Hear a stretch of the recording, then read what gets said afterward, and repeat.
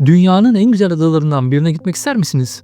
Turkuaz sular, bembeyaz kumsallar, kayalıklar arasında saklanmış lagünler. Ama aynı zamanda kaotik bir başkent. Uygun fiyatlı yaşam, ada hayatının gerçek yüzü ve turistlerin bilmediği detaylar. Bu videoda size Filipinleri sadece gezecek yerler olarak değil, gerçekten nasıl bir ülke olduğunu anlatacağım. Bu videoda size Filipinleri sadece gezilecek yerler olarak değil, gerçekten nasıl bir ülke olduğunu anlatacağım. Palawan'dan El Nido'ya, Boracay'dan Manila'ya kadar hem maliyetleri hem ulaşımı hem de burada yaşamanın artılarını eksilerini konuşacağız. Eğer Filipinlere gitmeyi düşünüyorsanız ya da sadece hayal kurmak istiyorsanız bu video sonunda kafanızda net bir tablo oluşacak. Ben de gelin önce Filipinlerin en çok konuşulan yerlerinden başlayayım. Palawan gerçekten anlatıldığı kadar güzel mi? Filipinler denince internette en çok karşınıza çıkan yer burası, Palawan. Ve açık söyleyeyim, fotoğraflar abartmıyormuş. İlk gördüğüm an gerçekten tamam geldik hissi yaşadım. Turkuaz'ın bu kadar net olduğu bir deniz çok az yerde var. Kayalıklar suyun içinden dimdik yükseliyor. Küçük adacıklar, gizli koylar, manzara gerçekten kartpostal gibi. Ama işin sadece güzel tarafı yok. Buraya ulaşım biraz zahmetli. Genelde aktarmalı uçuş yapıyorsunuz. Manila'dan iç hat uçuşu gerekiyor. Fiyatlar sezona göre değişiyor ama ada turları ortalama uygun diyebilirim. En meşhur aktivite ada turları. Küçük teknelerle lagün lagün geziyorsunuz. Şnorkel yapıyorsunuz. Bambu kanallarla kayalıkların arasından geçiyorsunuz. Gün boyu sudasınız ama şunu söyleyeyim. Burası doğa için gelinir. Lüks beklentiniz varsa hayal kırıklığı olabilir. Elektrik kesintileri, yavaş internet, sade konaklama, ada hayatı tam olarak bu. Ve Palawan'ın en popüler noktası neresi? Tabii ki El Nido. El Nido, Filipinlerin Instagram yüzü diyebiliriz. Burası Palawan'ın en turistik bölgesi. O meşhur lagünler var ya, büyük lagün, küçük lagün, işte hepsi burada.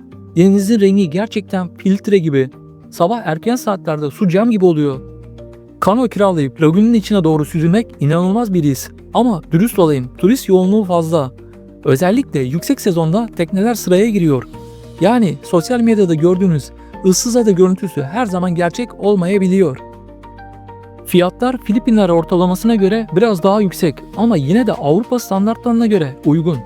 Akşamları sahil boyunca küçük barlar, canlı müzik, salaş restoranlar. Ortam keyifli ama aşırı lüks değil. Daha çok backpacker ruhu var. Peki daha düzenli, daha tatil köyü havasında bir yer ister misiniz? O zaman Boracay'a geçelim.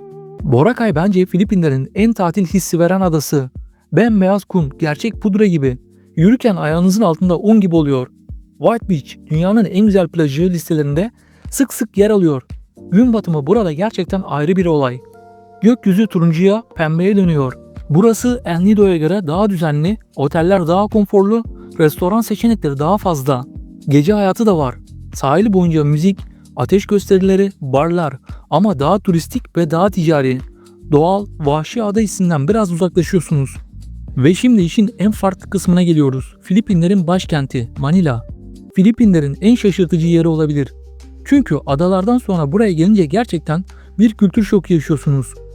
Palawan'daki o turkuaz sular, El Nido'daki lagünler, Boracay'daki bembeyaz kumlar. Hepsi bir anda yerini korna seslerine, kalabalığa ve tropikal bir metropol koasına bırakıyor. Trafik gerçekten yoğun. Özellikle yoğun saatlerde birkaç kilometre yol bazen 40-50 dakika sürebiliyor. Hava sıcak ve nemli. Şehir kalabalık. Altyapı bazı bölgelerde zayıf. Ama işin ilginç tarafı şu. Bir yanda da devasa alışveriş merkezleri var. Gerçekten devasa. İçerisi serin, düzenli, modern. Restoranlar, sinemalar, dünya markaları.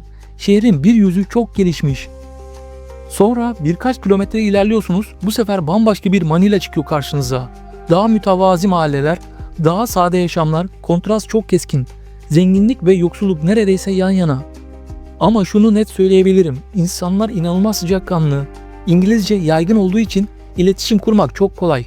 Bir şey sorduğunuzda gerçekten insanlar yardımcı olmaya çalışıyorlar. Tarihi tarafına gelirsek Intramuros bölgesi şehrin en karakterli yeri.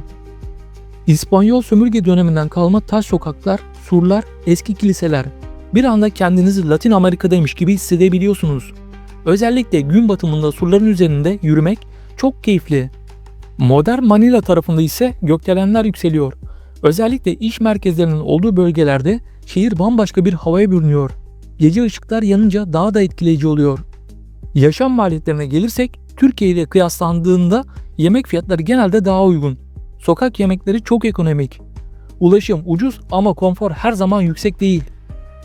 Taksi ve uygulama bazlı araçlar makul fiyatlı. Konaklama ise tamamen semte göre değişiyor. İyi bir bölgede yaşamak istiyorsanız fiyatlar artıyor ama yine de birçok Asya metropolüne göre daha erişilebilir. Peki burada uzun süre yaşar mıyım? Açık konuşayım, tatil için değil ama deneyim için evet. Manila size Filipinlerin sadece kartpostal yüzünü değil, gerçek hayatını gösteriyor. Adalar hayal gibi ama Manila gerçek. Peki genel olarak Filipinler nasıl bir ülke?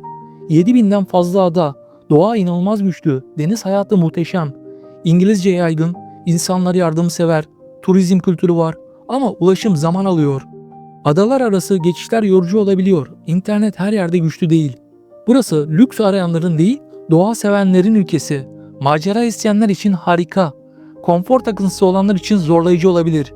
Filipinler gerçekten beklentimin üstünde bir ülke oldu. Ama sadece güzel olduğu için değil, gerçek olduğu için. Palawan'da doğaya hayran kaldım. El Nido'da iyi ki gelmişim dedim. Boracay'da tatilin tadını çıkarttım. Manila'da ise ülkenin gerçek yüzünü gördüm. Burası kusursuz değil. Ulaşım zorlayabiliyor. İnternet her yerde güçlü değil, bazen yorucu olabiliyor. Ama doğası gerçekten bambaşka bir seviye. Eğer turkuaz denizler görmek, ada hayatını deneyimlemek ve biraz daha konfor alanınızdan çıkmak istiyorsanız Filipinler kesinlikle listenizde olmalı. Benim için burası sadece bir tatil rotası değil, bir deneyimdi. Siz olsanız hangini seçerdiniz? Palawan mı, El Nido mu, Boracay mı yoksa Manila mı? Yorumlara mutlaka yazın, hepsini okuyorum. Bu tarz detaylı ülke rehberleri ve gerçek maliyet videoları için kanala abone olmayı ve videoyu beğenmeyi unutmayın. Bir sonraki ülkede görüşmek üzere, hoşça kalın.